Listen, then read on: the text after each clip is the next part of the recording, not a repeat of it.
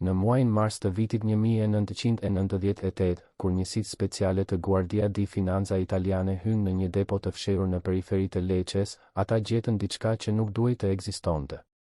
Dosje me fotografi, regjistra detar dhe lista emrash, jo vetëm të trafikantëve shqiptar, por edhe të atyre që i mbronin ata nga Tirana. Dokumentet ishin aq sekrete sa edhe vetë drejtuesit e lartë të antimafias nuk dinin për ekzistencën e tyre. Por menjëherë pas datës 8 prill të atij viti, këto prova zhdukën pa gjurmë. Kush i mori? Dhe më e rëndësishmja, çfarë fshinin ato dosje që edhe sot, më shumë se 25 vjet më vonë, askush nuk guxon të flas hapur për to. Imagjinoni një dhomë të errët në një komisariat italian. Mbi tavolinë, një tufë dokumentesh me vulën riservato.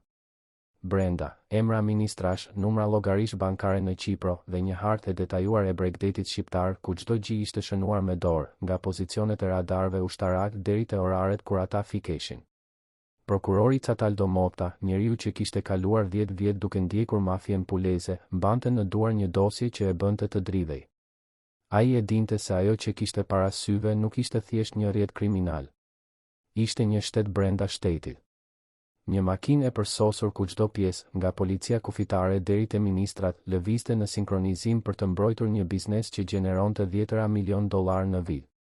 Por kur ai kërkoi ekstradimin e 3 zyrtarëve të lartë shqiptar, përgjigjja nga Tirana erdhi e qartë, nuk ka prova të mjaftueshme.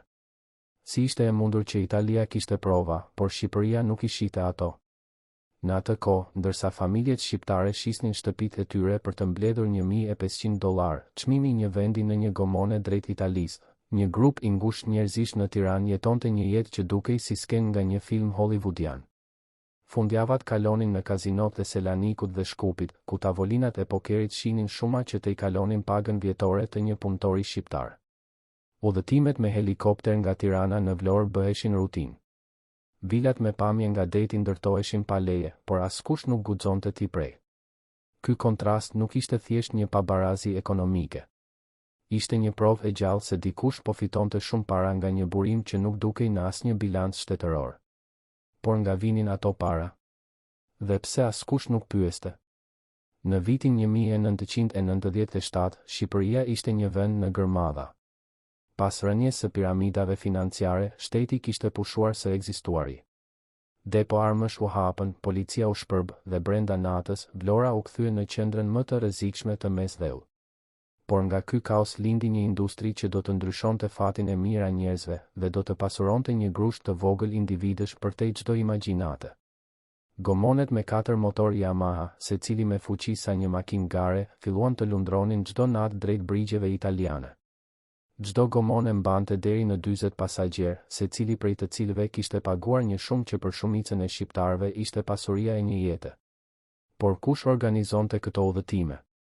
Kush siguronte që policia të mos ishte në port kur gomonet nisnin? Dhe më e rëndësishmja, kush merrte përqindjen? Një ish oficer i policisë kufitare, i cili sot jeton në anonimitet në një qytet të vogël italian, tregon një histori që të ngrin gjakun. Çdo mbrëmje, rreth orës 9, merrnim një telefonat nga Tirana. Një zë që nuk e njihnim, por që e dinte kodin ton të brendshëm. Ai thoshte vetëm një numër, për shembull, 5. Kjo do të thoshte se atë natë do të nisnin 5 gomone dhe ne duhej të ishim diku tjetër. Nëse pyesnim, përgjigja ishte gjithmonë e njëjtë, kjo vjen nga lart. Ne nuk e dinim se sa lart shkonte kjo urdhër, por e kuptonim që nuk ishte thjesht një komandant lokal. Ishte diçka shumë më e madhe. Ky dëshmitar nuk është i vetmi. Dhjetra ish polic, ish ushtarak dhe ish zyrtar doganor kanë treguar të njëjtën histori, një sistem i përsosur ku urdhrat vinin nga maja dhe askush nuk guxonte të pyeste. Por kush ishte në atë maj? Në vitin 1998, Italia nisi operacionin Puglia, një hetim masiv që synonte të shkatëronte rrjetet e trafikut të qenieve njerëzore midis Shqipërisë dhe Italisë. Prokurorët italian interceptuan qindra telefonata, arrestuan dhjetëra trafikantë dhe zbuluan diçka që i la pa fjalë. Në çdo bisedë, trafikantët shqiptar flisnin me siguri absolute se nuk do të ketë problem me shtetin. Ata nuk fshiheshin. Nuk kishin frikë. Përkundrazi, ata fliste hapur për taksat që paguanin, për njerëzit tanë në Tiranë dhe për garantinë që kishin nga lart. Në një përgjim të famshëm, një trafikant i njohur me pseudonimin Beni i thot partnerit të tij italian, mos u shqetëso për policinë. Ne kemi marrëveshje deri në nivel ministrie. Ata marrin pjesën e tyre, ne marrim tonën. Kjo është biznes, jo krim. Por çfarë do të thoshte deri në nivel ministrie?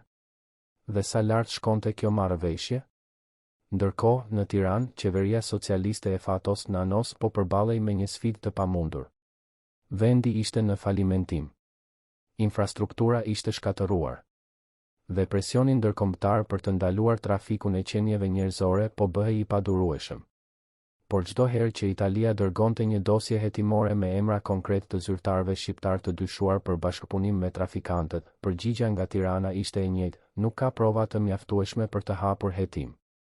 Kjo përsëritej vit pas viti. Dosje voluminoze, me dëshmi të detajuara, me përgjime telefonike, me dëshmi bankare, të gjitha përfundonin në një sirtar. Pse? A ishte kjo thjesht paftësi e sistemit gjyqësor shqiptar? Apo ishte diçka më e errët, një vullnet i qartë politik për të mbrojtur ata që ishin në krye të piramidës? Në vitin 1000 ndodhi diçka që trondit edhe më shumë opinionin publik. Qeveria Nano vendosi të privatizoj AMSA, kompaninë e parë celulare shtetërore. Ishte një aset strategjik, i vlerësuar nga ekspert ndërkombëtar në $100 milion. Por procesi i privatizimit u mbyll brenda pak muajsh, pa garë transparente, dhe kompania u shit me një çmim që shumë ekonomistë e quajtën qesharak. Blerësi ishte një kompani e regjistruar në Qipro, me aksioner të panjohur. Opozita akuzoi qeverinë për korrupsion të hapur. Mediat ndërkombëtare filluan të bëjnë pyetje. Por asnjë hetim nuk u hap kurrë. Parat nga shitja hynë në buxhetin e shtetit, por askush nuk mund të gjurmonte se ku shkuan ato më pas. Ishte kjo thjesht një privatizim i keq menaxhuar? Apo ishte një mënyrë për të pastruar para që vinin nga burime të tjera, burime që askush nuk guxonte t'i emërtonte? Një gazetar italian, i cili kaloi vite duke hetuar lidhjet midis mafjes puleze dhe politikës shqiptare, tregon një detaj që rrallë është publikuar. Në vitin 2001, ne zbuluam se disa nga biznesmenët shqiptarë që kishin fituar kontrata të mëdha nga qeveria Nano ishin të njëjtët njerëz që zotëronin kompani transporti detar në Vlorë. Këto kompani, zyrtarisht, merreshin me transport mallrash. Por sipas burimeve tona, ato ishin të njëjtat që siguronin gomonet dhe motorët për trafikantët.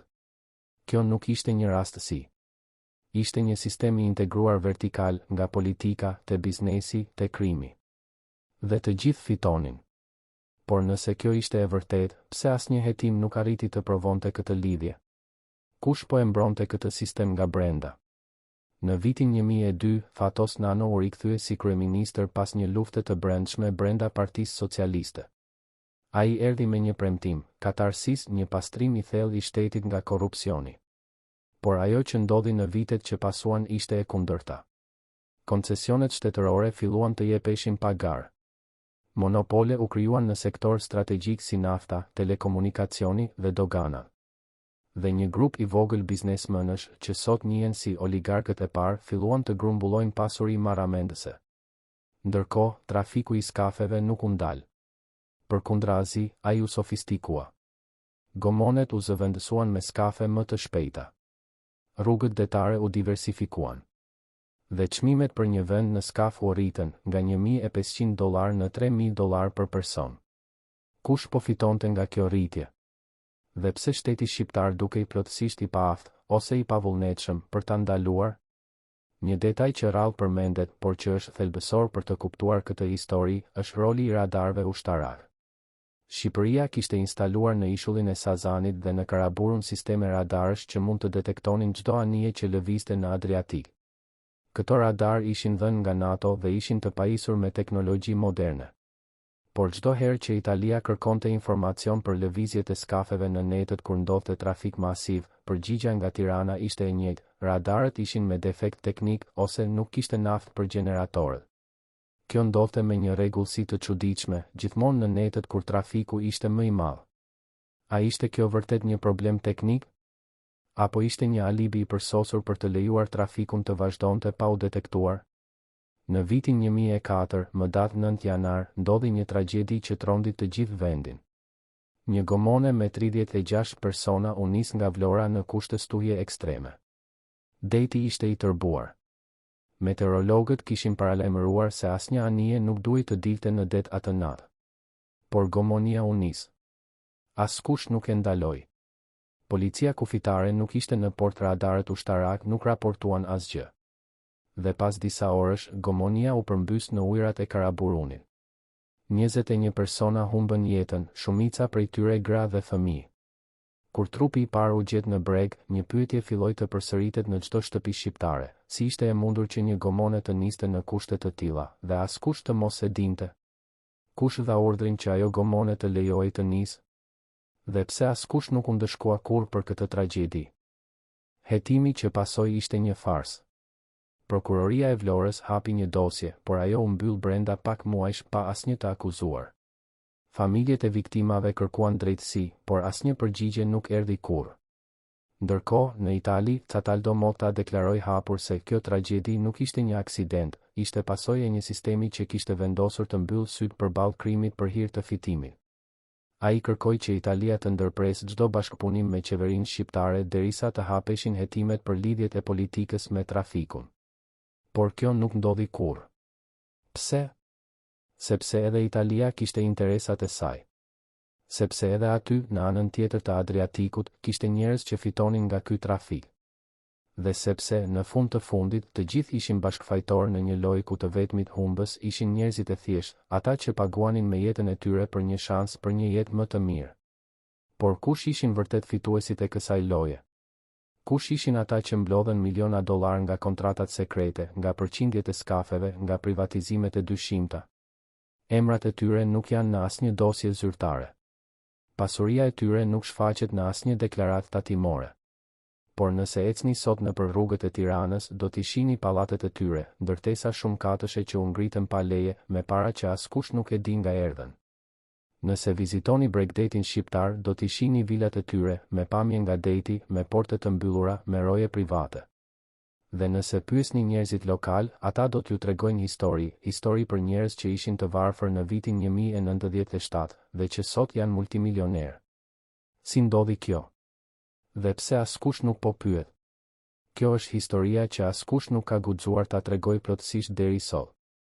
Një histori për para të pista, për kontrata sekrete, për lidhje të errëta midis politikës dhe krimit. Një histori ku çdo përgjigje ngre 10 pyetje të reja.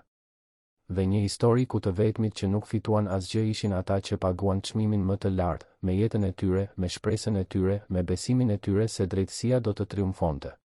Por a do të triumfojë ndonjëherë?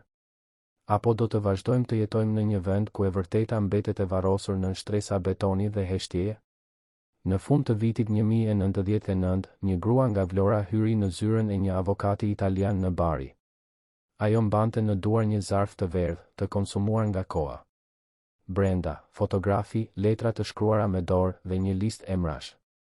Burri im vdiq në det, tha ajo me zë të thyrë. Por para se të vdiste, ai më la këtë. Më tha se nëse diçka i ndodhte, unë duhej t'ia jepja dikujt që mund të bënte diçka me to. Avokati hapi zarfin dhe ajo që pa e la pa frym. Ishin dokumente që tregonin se çdo gomone që niste nga Vlora paguante një shumë fikse, jo vetëm tek trafikantët, por edhe tek njerëz që ishin shumë larg Bregdetit. Emra që ajo grua nuk i njihte, por që avokati i njihte shumë mirë. Ishin emra që shfaqeshin në gazeta, në televizion, në ceremoni zyrtare. Por pse ajo grua erdhi në Itali dhe jo në një prokurori shqiptare? Sepse në Shqipëri, tha ajo, nëse flet, vdes. Dhe fëmijët e mi mbeten jetim si unë. Kjo ishte e vërteta e atyre viteve, një vend ku dëshmitarët kishin më shumë frikë nga shteti se sa nga kriminalët. Dokumentet që ajo grua solli në Itali nuk ishin të vetmit. Në vitet që pasuan, dhjetëra familje të viktimave të trafikut filluan të flasin, jo hapur, por në heshtje, në zyra avokatësh, në takime të fshehta me gazetarë. Secili prej tyre kishte një copë të enigmës. Dikush kishte dëgjuar një bisedë telefonike. Dikush tjetër kishte parë një takim të natës në një restorant të mbyllur. Dikush kishte gjetur një faturë për një shumë të madhe parash që nuk kishte shpjegim. Dhe kur të gjitha këto copa u vunë së bashku, ato formonin një mozaik të tmerrshëm, një sistem ku çdo nivel i shtetit merrte pjesën e tij. Policia lokale merrte $500 për çdo gomone. Komandantët rajonal merrnin $1000. Dhe dikush më lart, dikush që askush nuk e emërtonte kurrë, merrte shumën më të madhe. Por kush ishte ai dikush? Dhe ku shkuan ato para? Një ish trafikant, i cili sot jeton në një qytet të vogël të Gjermanisë në një identitet të ri, pranoi të fliste për herë të parë pas 20 vitesh.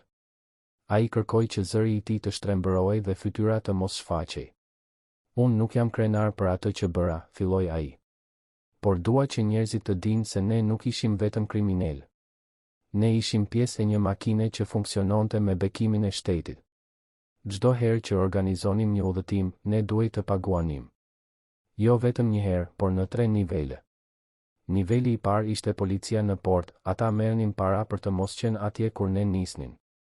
Niveli i dytë ishte dikush në Ministrinë e Brendshme, ne nuk e dinim emrin, por na thonin se ishte njeriu që rregullon gjërat. Dhe niveli i tretë ishte më i lartë, aq i lartë sa ne nuk guxonim as ta pyesnim. Por na thonin se pa atë nivel, asgjë nuk do të funksiononte. Kur e pyetëm se sa para kalonin në total, ai hezitoi. Pastaj tha, në një natë të mirë, ne mund të transportonim deri në 150 persona në 4 gomone. Çdo person paguante $2000. Kjo do të thotë $300,000 në një natë. Nga kjo, ne paguanim rreth $50,000 në taksa. Pjesa tjetër ndahej midis nesh dhe atyre që na siguronin motorët, karburantin dhe informacionin për patrullat italiane. $50,000 në një natë. Dhe kjo ndodhte jo një herë në muaj, por pothuajse çdo natë kur deti ishte i qetë. Bëni llogarit. Sa para ishin këto në një vit? Por parat nuk qëndronin në duar. Ato duhej të pastreheshin. Dhe këtu fillonte një tjetër histori, një histori që lidh trafikun e skafeve me bumin e ndërtimit në Tiranë. Në fillim të viteve 2000, kryeqyteti filloi të ndryshonte me një shpejtësi marramendëse. Pallate shumëkatëshe u ngritën brenda natës, pa leje ndërtimi, pa projekte të miratuara, pa asnjë kontroll nga shteti. Toka që një vit më parë kushtonte $5 për metër katror, tani shitej për $50. Dhe blerësit nuk ishin njerëz të thjeshtë, ishin kompani të regjistruara në vende të huaja, me aksioner të panjohur, me para që vinin nga llogari bankare në Qipro, Zvicër dhe ishujt e Virgjër. Kur gazetarët pyesnin se kush ishin pronarët e vërtet, përgjigja ishte gjithmonë e njëjtë, informacion konfidencial. Por njerëzit e thjesht e dinin. Ata shihnin se kush hynte dhe dilte nga ato ndërtesa. Ata shihnin se kush parkonte makinat e shtrenjta përpara tyre. Dhe ata e dinin se ato para nuk vinin nga biznese legjitime. Por askush nuk guxonte të fliste. Sepse ata që flisnin, zhduknin. Një rast që rrallë është raportuar, por që është thelbësor për të kuptuar klimën e frikës së asaj kohe, ndodhi në vitin 2003. Një gazetar investigativ nga Vlora filloi të hetonte lidhjet midis një biznesmeni lokal dhe trafikut të skafeve. Ai mblodhi dëshmi, intervistoi dëshmitar dhe ishte gati të publikonte një artikull që do të zbulonte emra konkret. Por një natë, ndërsa po kthehej në shtëpi, ai u ndal nga 2 burra të maskuar. Ata nuk e goditën.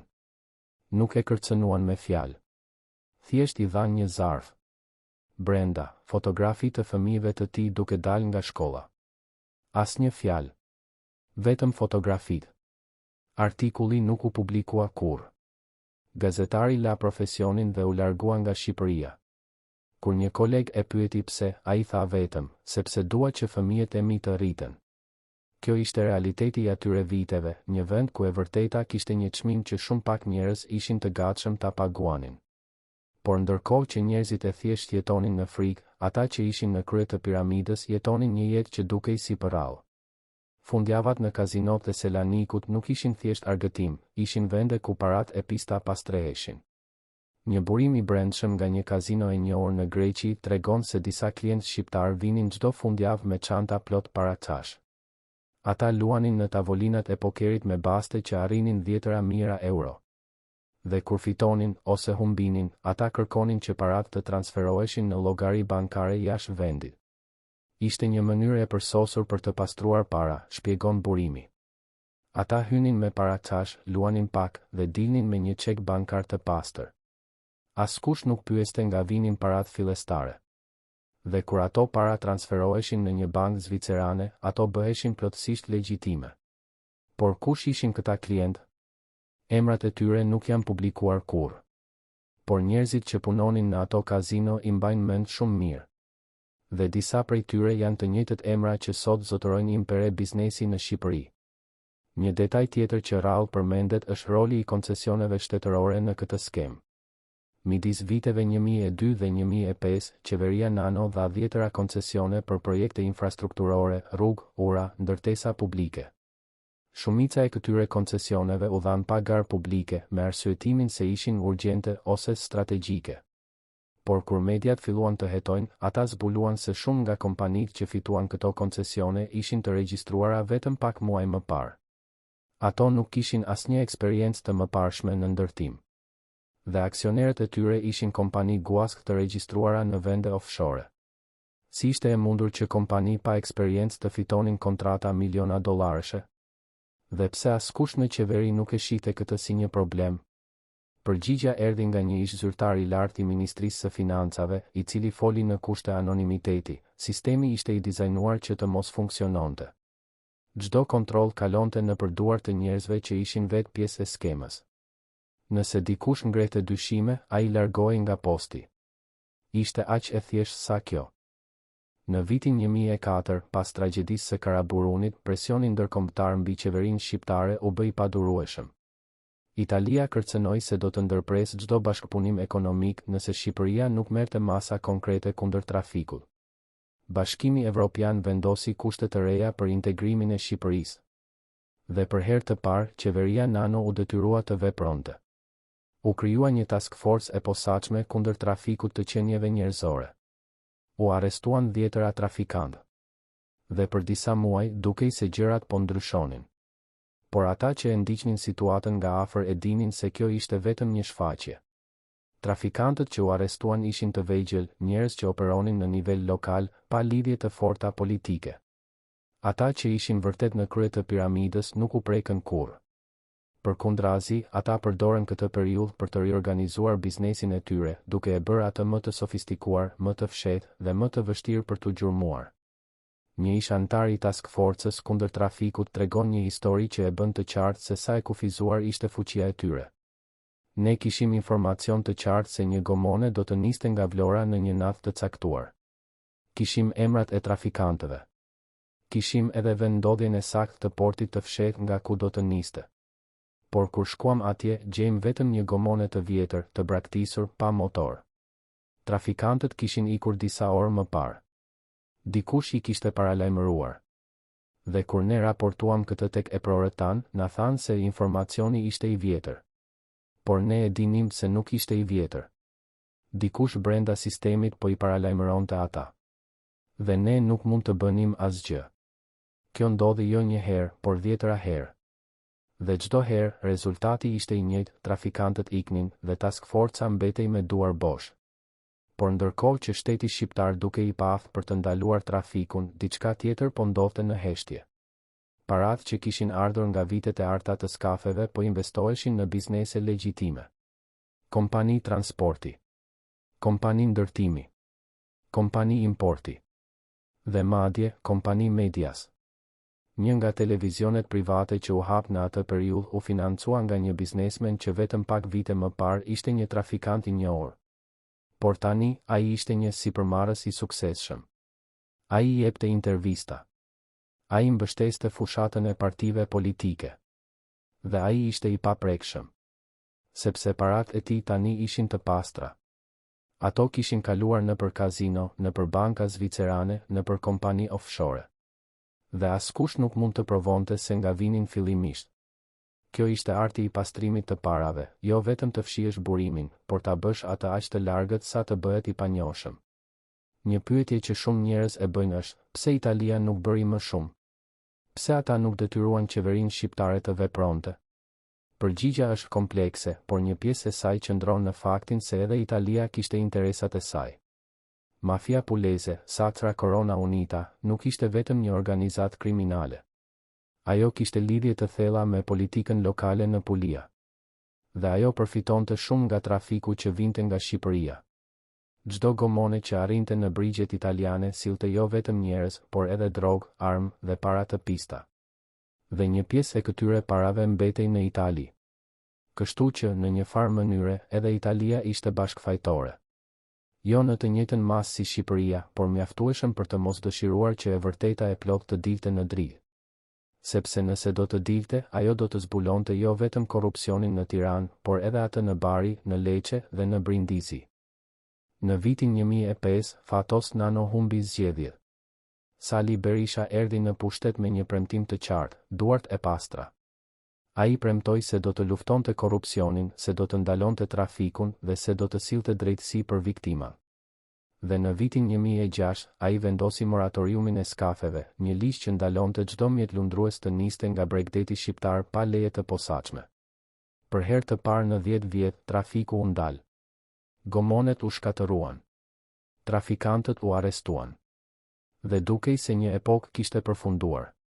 Por a kishte përfunduar vërtet? Apo thjesht kishte ndryshuar formë? Sepse paratë që ishin bërë gjatë asaj epoke nuk zhdukën. Ato ishin atje, në pallatet e Tiranës, në vilat e Bregdetit, në llogaritë bankare jashtë vendit. Dhe njerëzit që i kishin bërë ato para nuk shkuan në burg. Ata vazhduan të jetonin jetën e tyre, të mbrojtur nga një sistem që kishte vendosur të harronte të kaluarën. Sot, më shumë se 20 vjet pas asaj epoke, shumë nga ata njerëz janë ende në pozicione fuqie. Disa janë deputet.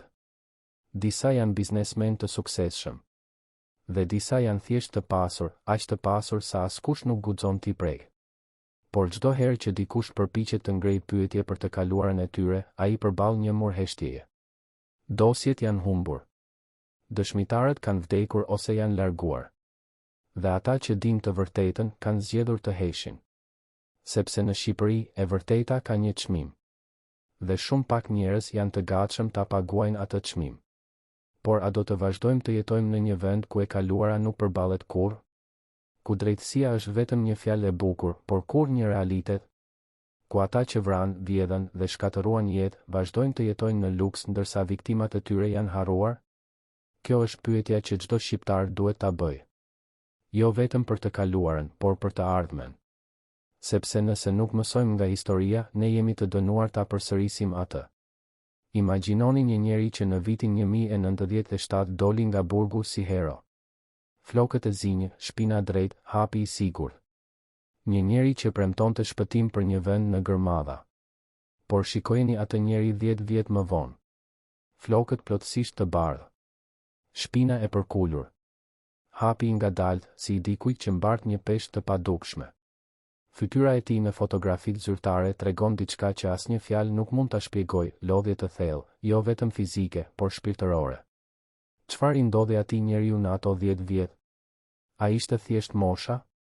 Apo ishte pesha e sekreteve që mbante, sekrete aq të rënda sa e konsumuan nga brenda? Një ish mjek personal, i cili sot jeton jashtë Shqipërisë dhe ka kërkuar të mbetet anonim, tregon një histori që nuk është dëgjuar kurrë më parë. Unë e vizitoja çdo javë. Jo në zyrë, por në shtëpi, vonë në mbrëmje, kur askush nuk na shite. Ai vuante nga pagjumësi kronike. Nuk flinte më shumë se 3 orë në natë. Dhe kur flinte, zgjohej duke bërtitur. Ai nuk më tregoi kurrë se çfarë ndëronte, por unë e dija se nuk ishin ëndra normale. Ishin makthe. Unë i jepja qetësues, por ato nuk funksionin. Ai më kërkoi barna më të forta, barna që në Shqipëri nuk gjendeshin. Unë i porositja nga Greqia, nga Italia. Por asnjë recet nuk regjistrohej. Asnjë blerje nuk kalonte nëpër sistemin shëndetësor shqiptar. Sepse nëse do të kalonte, do të dilte e vërteta, se njeriu që drejtonte vendin nuk ishte në gjendje ta drejtonte as veten. Por çfarë e shkaktonte këtë gjendje? A ishte thjesht stresi i pushtetit? Apo ishte diçka më e thellë, ndoshta faji? Sepse një njeri që di se njerëzit po vdesin në det ndërsa ai mbyll syt, një njeri që di se paratë që financojnë fushatën e tij vijnë nga gjak, një njeri që di se çdo ditë që ai hesht është një ditë tjetër ku drejtësia vdes. Si mund të flasë një njeri i tillë natën? Si mund të shikojë në pasqyrë pa parë fytyrat e atyre 21 personave që u mbytën në Karaburun? Si mund të jetojë me veten kur e di se çdo pallat që ngrihet në Tiranë është ndërtuar mbi kockat e të pafajshmëve? Në vitin 2003, ndodhi diçka që pak njerëz e dinë, por që shpjegon shumë. Një vizitë e natës. Ora ishte 11:30. Në rezidencën e kryeministrit hyri një burr që nuk u regjistrua kurrë në librin e vizitorëve. Ekzistonte një listë e fshehtë, vetëm 7 emra që kishin të drejtë për vizita të padukshme. Ky burr ishte një prej tyre. Rojet e dinin. Ata e lanë të hynte pa pyetur. Por ajo që ndodhi brenda mbetet një mister. Një roje, i cili ishte jashtë dhomës, dëgjoi zëra të larë. Dëgjoi nanon duke thënë, kjo nuk mund të vazhdoj kështu. Dhe dëgjoi vizitorin duke përgjigjur, nuk ke zgjedhje. Nëse flet, të gjithë bien. Kur vizitori doli, fytyra e nanos ishte e bardhë si gëlqere. Ai nuk foli me askënd atë natë. Dhe në mëngjes, kur stafi erdhi, ai dukej si dikush që kishte mësuar një të vërtetë që e kishte thyer. Një detaj që rrallë përmendet, por që është thelbësor, është se çfarë ndodhi me paratë që u bën gjatë asaj epoke. Shumica mendojnë se ato para shkuan në xhepa privat. Por e vërteta është më komplekse. Një pjesë e madhe e atyre parave u përdor për të financuar fushatat elektorale. Jo vetëm të Partisë Socialiste, por edhe të partive të tjera. Sepse sistemi funksiononte vetëm nëse të gjithë ishin bashkëfajtor. Nëse të gjithë kishin diçka për të humbur. Kështu që parat u shpërndan. U dhanë donacione për parti. U blen media. U korruptuan gjyqtarë. Dhe në fund u krijua një rrjet aq i gjerë sa askush nuk mund ta shkatëronte pa u shkatëruar vetë. Ndërkohë, në arkivat e antimafias italiane, një dosje tjetër po mbahej nën kyç. Dosje me kodin Operacioni Adriatiku. Brenda, lista e plot e të gjithë personave që kishin përfituar nga trafiku midis Shqipërisë dhe Italisë.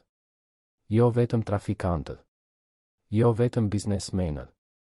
Por edhe politikanët. Emra konkret. Shuma konkrete. Llogari bankare konkrete.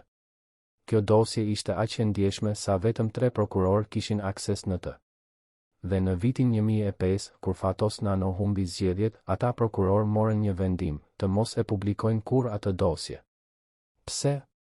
Sepse nëse do ta publikonin, ajo nuk do të rrëzonte vetëm qeverinë shqiptare. Do të rrëzonte edhe politikan italian. Do të zbulonte lidhje që shkojnë deri në Rom, deri në Bruksel. Dhe askush nuk dëshironte një skandal të tillë. Kështu që dosja u mbyll. Dhe e vërteta u varros.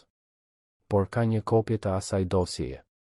Një kopje që u bë në fshehtësi nga një prokuror i cili nuk besonte se drejtësia duhet të sakrifikohej për politikën. Ai e fsheh atë kopje në një vend të sigurt. Dhe para se të vdiste, në vitin 2015, ai ja la një gazetari të besuar. Publiko këtë kur të jetë koha e duhur, i tha ai. Kur njerëzit të jenë gati ta dëgjojnë të vërtetën.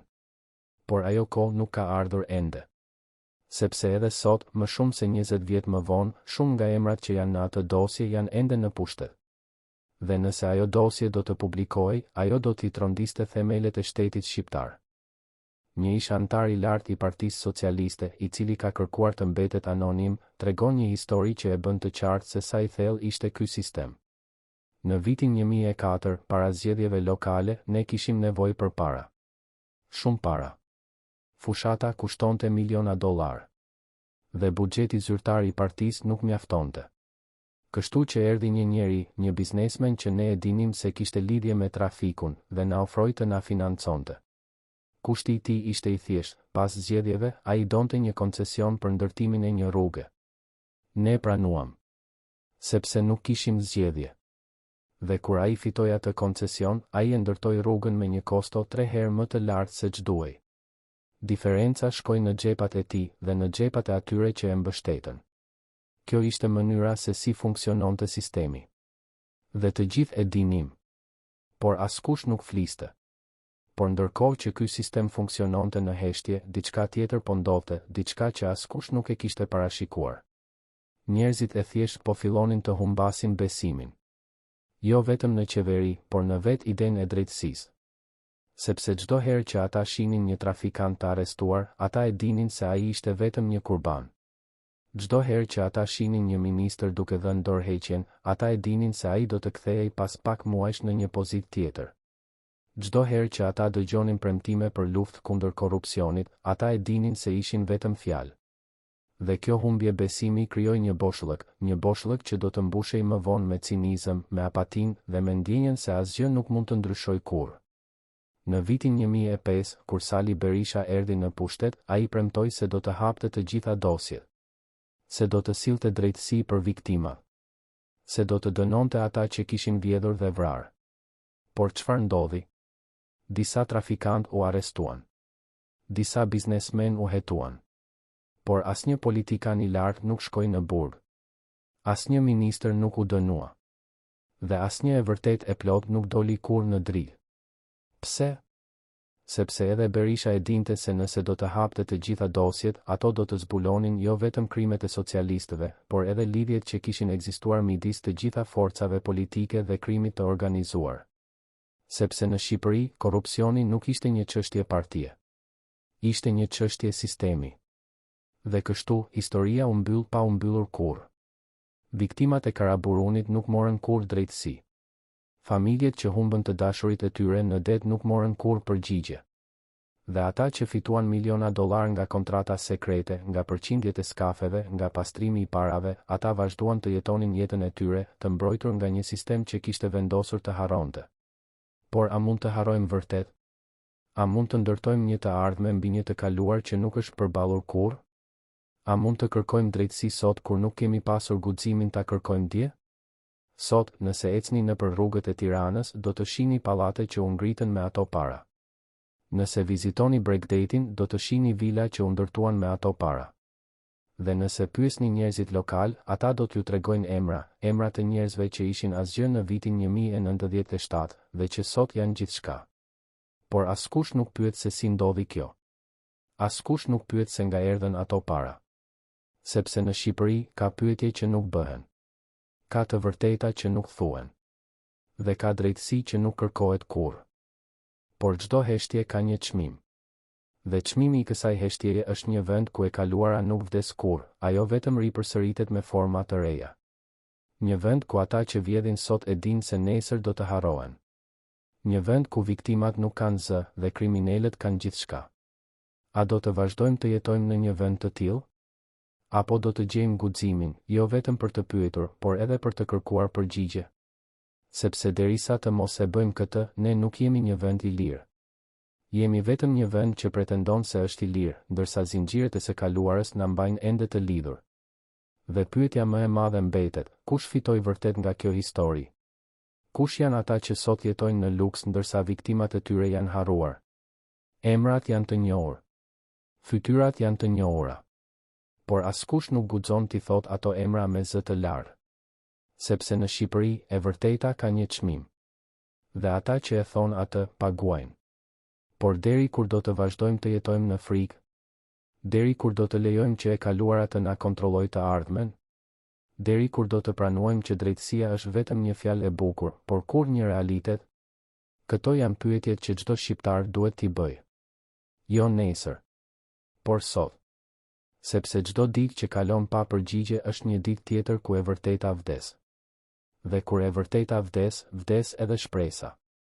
Në verën e vitit 2005, pak javë para zgjedhjeve që do të vendosnin fatin e tij politik, Fatos Nano bëri diçka që askush nuk e kishte pritur. Ai thirri një mbledhje të ngushtë, vetëm 5 persona, në një vilë private në Durrës. Asnjë roje. Asnjë protokoll. Asnjë shënim zyrtar. Ata që ishin atje nuk kanë folur kurrë publikisht për atë që u diskutua. Por një prej tyre, vite më vonë, në shtratin e vdekjes, i tha të birit, atë natë, ne diskutuam se si të shkatëronim provat. Se si të mbyllnim llogarit. Se si të sigurojmë që asgjë të mos na lidhte me atë që kishte ndodhur. Çfarë ishin ato prova? Çfarë llogarish? Dhe më e rëndësishmja, pse ata kishin frikë se do të zbuloheshin tani, kur për 8 vjet askush nuk i kishte prekur? A ishte kjo thjesht paranoj? Apo kishin mësuar diçka që i kishte tronditur, diçka që tregonte se fundi po afrohej? Imagjinoni një njeri që ka jetuar me një sekret për 8 vjet. Çdo mëngjes zgjohet duke ditur se nëse ai sekret del, jeta e tij përfundon. Çdo darkë e kalon duke u pyetur nëse personi përballë tij e di. Çdo telefonat e pret me frikë, duke menduar se mund të jetë ajo telefonata që do ta rrëzojë. Kjo nuk është thjesht stres. Është torturë psikologjike. Dhe kur një njeri jeton kështu për vite me radhë, diçka brenda tij thyet. Ai nuk është më i njëjti njeri. Ai bëhet hije e vetvetes. Dhe kjo është ajo që i ndodhi Fatos Nanos midis viteve 1997 dhe 2005. Ai hyri në pushtet si një hero. Doli si një hije. Por ndërkohë që Nano po përpiqej të mbulonte gjurmët, diçka tjetër po ndodhte në heshtje. Në Itali, një grup prokurorësh po përgatiste një goditje të fundit. Ata kishin mbledhur të gjitha provat. Kishin të gjitha emrat. Kishin të gjitha shifrat. Dhe në muajin qershor të vitit 2005, ata ishin gati të lëshonin një urdhër arrest ndërkombëtar për 3 zyrtarë të lartë shqiptar. Por një javë para se ajo të ndodhte, ata morën një telefonat nga Ministria e Jashtme italiane. Mesazhi ishte i qartë: ndaloni. Kjo nuk është koha e duhur. Pse? Sepse Italia kishte nevojë për bashkëpunim me Shqipërinë në çështje të tjera, emigracion, terrorizëm, tregti. Dhe nëse ata do të arrestonin zyrtar shqiptar, ajo bashkëpunim do të prishej. Kështu që urdhër arresti nuk u lëshua kurrë. Dhe 3 njerëzit që duhej të ishin në burg sot, jetojnë të lirë. Një detaj që rrallë përmendet, por që është thelbësor për të kuptuar sa i thellë ishte ky sistem, është se çfarë ndodhi me dëshmitarët. Midis viteve 2003 dhe 2005, të paktën 10 persona që kishin rënë dakord të dëshmonin kundër trafikantëve dhe zyrtarëve të korruptuar, zhdukën. Jo të gjithë vdiqën, disa thjesht u larguan nga Shqipëria dhe nuk u kthyen kurrë. Por të tjerët, të paktën 4, u gjetën të vdekur në rrethana të dyshimta. Një u mbyt në dedh. Një tjetër vdiq në një aksident makine. Një tjetër u gjeti varur në shtëpinë e tij, zyrtarisht vetvrasje, por familja e tij nuk e besoi kurrë këtë version. Dhe një tjetër thjesht zhduku, trupi i tij nuk u gjet kurrë. Çdo herë që ndodhte një vdekje e tillë, hetimi mbyllej shpejt. Asnjë e vërtet nuk dilte. Dhe mesazhi ishte i qartë: nëse flet, vdes. Por ndërkohë që dëshmitarët heshtnin ose vdisnin, parat vazhduan të rrjedhin. Në vitin 2004, një kompani e regjistruar në Qipro bleu një sipërfaqe toke në bregdetin e Vlorës me një çmim që ekspertët e pasurive të paluajtshme e quajtën qesharak. Toka kushtonte zyrtarisht 50.000 euro. Por vlera e saj reale ishte të paktën 5 milion euro. Kush ishte pronari i asaj kompanie? Emri nuk u zbulua kurrë. Por brenda 2 vitesh, në atë tokë u ndërtua një kompleks vilash luksoze që sot kushton 10 milion euro. Dhe njerëzit lokal e din shumë mirë se kush jeton në ato vila, njerëz që në vitin 1997 nuk kishin asgjë, dhe që sot janë multimilionerë. Një ish zyrtar i lartë i Ministrisë së Financave, i cili ka rënë dakord të flasë për herë të parë pas 20 vitesh, tregon një histori që e bën të qartë se sa i organizuar ishte ky sistem. Në vitin 2004, unë zbulova një anomali në buxhetin e shtetit. Kishte një linjë buxhetore të quajtur shpenzime të paparashikuara që kishte një fond prej 5 milion dollarësh. Kur pyeta se për çfarë përdoreshin ato para, më thanë se ishin për emergjenca. Por kur kërkova dokumentacion, nuk gjeta asgjë. Asnjë faturë. Asnjë kontratë. Asnjë shpjegim. Kur ngrita shqetësimin tek eprori im, ai më tha: mos pyet. Kjo nuk është puna jote. Dhe kur insistova, unë u largova nga posti brenda një muaji. Zyrtarisht, unë dha dorëheqjen. Por e vërteta është se më detyruan të largohesha. Sepse ata që kontrollonin ato para nuk donin që askush të pyeste. Në muajin shtator të vitit 2005, pak ditë para zgjedhjeve, ndodhi diçka që trondit edhe më shumë ata që e ndiqnin situatën nga afër. Një gazetar investigativ nga Tirana mori një zarf anonim në pos. Brenda, një listë me 20 emra, politikan, biznesmene, zyrtar doganor dhe përballë çdo emri, një shumë parash. Totali arrinte në 38 milion dollar. Në fund të listës, një shënim i shkruar me dorë: kjo është ajo që ata morën. Tani ti vendos nëse do ta publikosh. Gazetari e studioi listën për ditë të tëra. Ai verifikoi disa nga emrat. Ai kontaktoi burime. Dhe çdo gjë që ai zbuloi konfirmonte se lista ishte e vërtetë. Por kur ai ishte gati ta publikonte, ai mori një telefonat. Zëri në anën tjetër tha vetëm një fjali, nëse e publikon, fëmijët e tu nuk do të jenë të sigurt. Artikulli nuk u publikua kurrë. Dhe lista zhduku. Por edhe pa atë artikull, zgjedhjet e vitit 2005 ishin një dënim për Fatos Nanon. Ai humbi. Sali Berisha erdhi në pushtet. Dhe për një moment dukej se diçka do të ndryshonte. Berisha premtoi duart e pastra. Ai premtoi se do të luftonte korrupsionin. Ai premtoi se do të sillte drejtësi. Dhe në vitin 2006, ai vendosi moratoriumin e skafeve, një ligj që ndalonte çdo mjet lundrues të niste nga Bregdeti shqiptar pa leje të posaçme. Për herë të parë në 10 vjet, trafiku u ndal. Gomonet u shkatëruan. Trafikantët u arrestuan. Dhe dukej se një epokë kishte përfunduar. Por a kishte përfunduar vërtet? Një ish oficer i lartë i policisë, i cili punoi në zbatimin e moratoriumit, tregon një të vërtetë që pak njerëz e dinë. Ne shkatëruam qindra gomone. Ne arrestuam dhjetëra trafikantë. Por ata që ishin vërtet në krye, ata që kishin bërë miliona dollar, nuk u prekën kurrë. Sepse ata nuk ishin më trafikantë. Ata ishin bërë biznesmen të respektuar. Ata kishin pastruar paratë e tyre. Ata kishin ndërtuar impere legjitime. Dhe ata kishin lidhje politike, jo vetëm me socialistët, por edhe me demokratët. Kështu që ne mund të arrestonim njerëzit e vegjël, por nuk mund të preknim ata që ishin vërtet përgjegjës. Një detaj që rrallë përmendet, por që është thelbësor, është se çfarë ndodhi me paratë që u sekuestruan gjatë operacioneve kundër trafikut. Zyrtarisht, ato para, rreth 3 milion dollar në total, u depozituan në llogaritë e shtetit. Por kur një auditim i pavarur u krye në vitin 2008, zbuluan se vetëm 1,5 milion dollar mund të gjurmoheshin. Pjesa tjetër kishte zhdukur. Kur pyetën se ku shkuan, përgjigja ishte e njëjtë si gjithmonë, nuk ka dokumentacion të mjaftueshëm. Kështu që edhe paratë që duhej të ishin kthyer tek shteti, përfunduan në xhepat e dikujt tjetër. Sot, më shumë se 20 vjet pas asaj epoke, shumë nga ata që fituan miliona dollar nga kontrata sekrete, nga përqindjet e skafeve, nga pastrimi i parave, janë ende në pozicione fuqie. Disa janë deputet. Disa janë biznesmen të suksesshëm. Disa janë thjesht të pasur, aq të pasur sa askush nuk guxon t'i prek. Dhe çdo herë që dikush përpiqet të ngrej pyetje për të kaluarën e tyre, ai përball një murheshtjeje.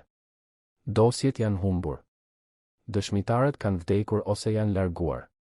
Dhe ata që dinë të vërtetën kanë zgjedhur të heshin. Por çdo heshtje ka një çmim.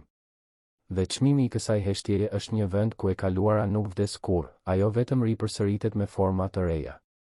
Një vend ku ata që vjedhin sot e dinë se nesër do të harrohen. Një vend ku viktimat nuk kanë zë dhe kriminalët kanë gjithçka. Një vend ku drejtësia është vetëm një fjalë e bukur, por kurrë një realitet. Çfarë ndodhi me familjet e atyre 21 personave që u mbytën në Karaburun në datën 9 janar të vitit 2004? Shumica e tyre jetojnë ende në Vlorë, në të njëjtat shtëpi të vogla, me të njëjtat ëndra të thyrë. Ata nuk morën kurrë kompensim. Nuk morën kurrë drejtësi. Dhe çdo herë që kalojnë përballë villave luksoze që u ndërtuan me paratë e trafikut, ata pyesin veten, pse jeta e të dashurve tan vlente aq pak, ndërsa jeta e atyre që i vran vlen aq shumë? Çfarë ndodhi me trafikantët që u arrestuan gjatë moratoriumit të skafeve? Shumica dolën nga burgu pas pak vitesh. Disa u kthyen në biznesin e tyre të vjetër, jo më trafik njerëzish, por trafik droge, armësh dhe mallrash të kontrabanduar. Të tjerët u bën biznesmen të respektuar duke investuar paratë që kishin fshehur në ndërtim, në transport, në media. Dhe askush nuk pyet se nga erdhën ato para fillestare. Çfarë ndodhi me zyrtarët e lartë që ishin në pushtet gjatë asaj epoke? Fatos Nano u largua nga politika për disa vite, por u kthye më vonë. Ai nuk u dënua kurrë për asgjë. Ministrat e tij vazhduan karrierat e tyre, disa në politik, disa në biznes, disa në organizata ndërkombëtare. Dhe asnjë prej tyre nuk u pyet kurrë seriozisht për atë që ndodhi midis viteve 1997 dhe 2005. Çfarë ndodhi me Shqipërinë? Vendi vazhdoi të ecë përpara, në letër. U bë kandidat për antarësim në Bashkimin Evropian. U antarësua në NATO. Ekonomia u rrit. Por nën sipërfaqe, asgjë nuk ndryshoi vërtet. Korrupsioni mbeti. Lidhjet midis politikës dhe krimit mbetën. Dhe ndjenja e pafuqisë së njerëzve të thjesht përballë një sistemi që nuk i shërben atyre, por vetëm elitën, mbeti. Por pyetja më e madhe mbetet, kush fitoi vërtet nga kjo histori? Emrat janë të njohur. Fytyrat janë të njohura. Por askush nuk guxon t'i thot ato emra me zë të lartë. Sepse në Shqipëri e vërteta ka një çmim. Dhe ata që e thon atë paguajnë. Dhe ndoshta pyetja më e rëndësishme e të gjitha është, a do të vazhdojmë të jetojmë në një vend ku e kaluara nuk përballet kurrë? Ku drejtësia është vetëm një fjalë e bukur, por kur një realitet? Ku ata që vranë, vjedhën dhe shkatëruan jetë, vazhdojnë të jetojnë në luks ndërsa viktimat e tyre janë harruar? Sepse derisa të mos e bëjmë këtë, ne nuk jemi një vend i lirë. Jemi vetëm një vend që pretendon se është i lirë, ndërsa zinxhiret e së kaluarës na mbajnë ende të lidhur. Dhe çdo ditë që kalon pa përgjigje është një ditë tjetër ku e vërteta vdes. Dhe kur e vërteta vdes, vdes edhe shpresa. Por kush do të ketë guximin të flasë? Kush do të ketë forcën të kërkojë drejtësi? Dhe më e rëndësishmja, a do të jetë dikush gati ta dëgjojë të vërtetën, edhe kur ajo e vërteta është e dhimbshme, e ndyrë dhe e frikshme? Këto janë pyetjet që çdo shqiptar duhet t'i bëjë. Jo nesër, por sot. Sepse e ardhmja e një vendi nuk ndërtohet mbi gënjeshtra. Ndërtohet mbi të vërtetën. Edhe kur ajo e vërtet na thyen.